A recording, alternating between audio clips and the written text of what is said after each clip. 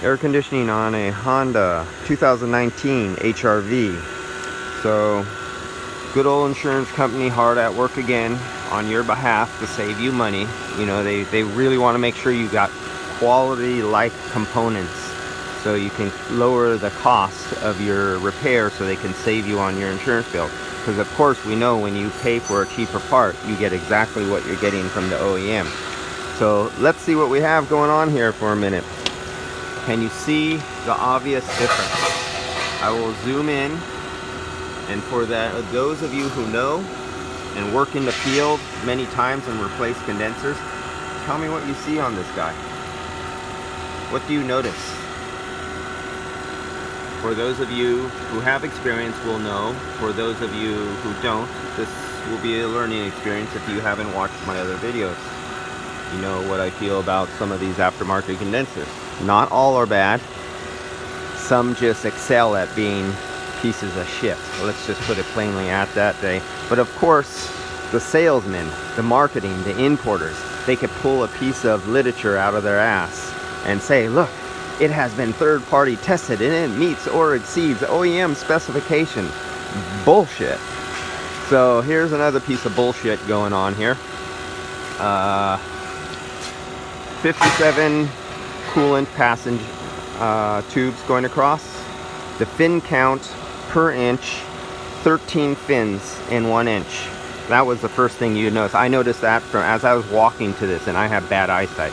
15-20 feet away, I noticed something was up with that condenser. Well, let's see the OEM. Now here's the OEM. Now look at this one. Let me zoom in, give you that really close-up look. There you go. OEM, aftermarket. OEM, aftermarket.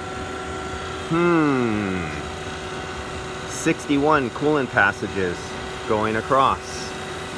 21 fins within 1 inch. There's 21 fins. 61 aftermarket. 57, 13. Yeah, I'm saving money here, all right, Mr. Customer. You're getting your quality like OEM components. So the original equipment was Denso. On this literally piece of scrap metal here that's not good for nothing but melting down and making it a soda pop cans. I could not find any sticker on this thing.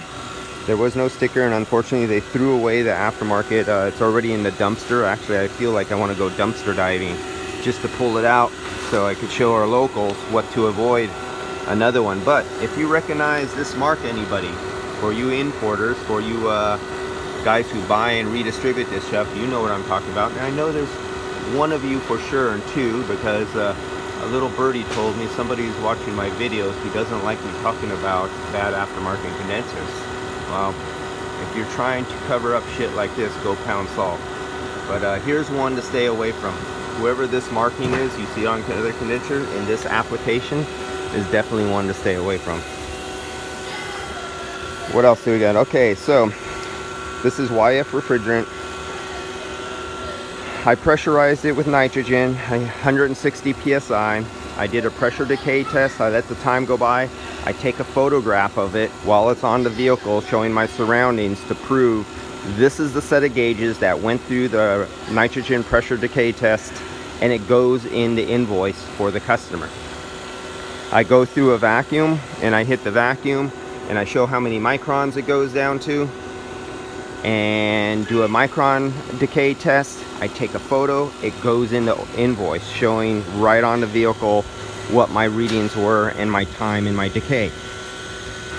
After pressurizing it, because this is aftermarket and we know the machine is always perfectly nice and round and the same size as OEM, we know they never leak, right?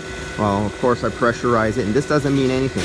If you pressurize it stagnant with cold aluminum, it still can leak. So I went around looking for bubbles, leaks with the dry nitrogen inside of it. Then I'll re-leak test it again after putting refrigerant in it and running it. And as you can see, this one under the accident lost its complete charge instantly. This wasn't a slow loss. And if it was in operation while the compressor was running, you know it lost a little quantity of oil. And if you look really close, let's zoom in there and let you see how small these openings are. See those refrigerant passages in there? Let's see if I can zoom in. Focus. Can you see the little fins inside the tubes? How many there are? If you broke out the Bic ballpoint pen and you took that ball bearing out, you cannot fit that ball bearing in between those fins. The more fins, the more surface area, the more passages you have, the more heat displacement you have. Here you have less of everything on this aftermarket one. So this is about ready. We're down to 150 microns. We're about ready here. They replaced this one line, was replaced, it was damaged. And so I also had to leak check it here. And then after filling it up with refrigerant, use an electronic leak detector and bubble leak again and look for a leak. This one slightly damaged, but it didn't get replaced. But this was munched a little bit. And we're just about touching there. And that clues you off right away. When you have alignment of things, the OEMs don't let nothing touch. So when you see something like that, start looking for other damage. And that doesn't have that nice now round curve to it. It's been munched a little bit. So that's one thing you look for when you're seeing these. And this kind of stuff will be hidden under a bumper. If it was under a bumper, you wouldn't even see it.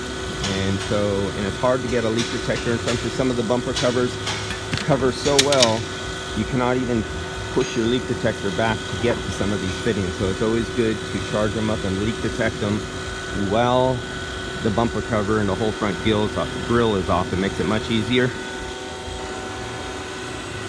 And of course, here's our fresh air door dampener right here, where I'll be taking my mixed air temperature for my TD across my evaporator. And then on the other one, this was another YF vehicle. Just doing a recovery on this. Be back to this next week to fill it back up.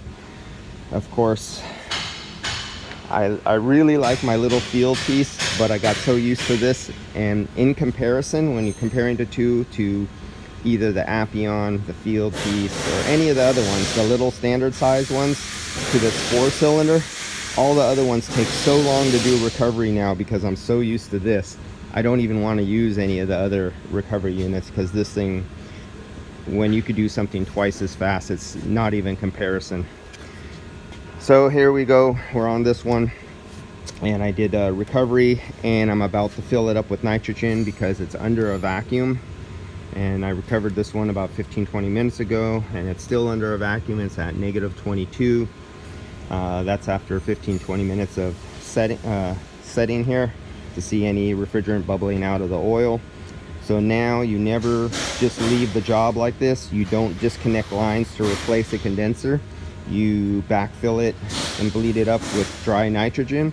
So when the technician takes it apart, it doesn't suck in moist air onto that ester oil or PEG oil, depending on which one they have in the system. You're displaced with dry nitrogen in a slight positive pressure, 1, 2, 3 psi, something like that.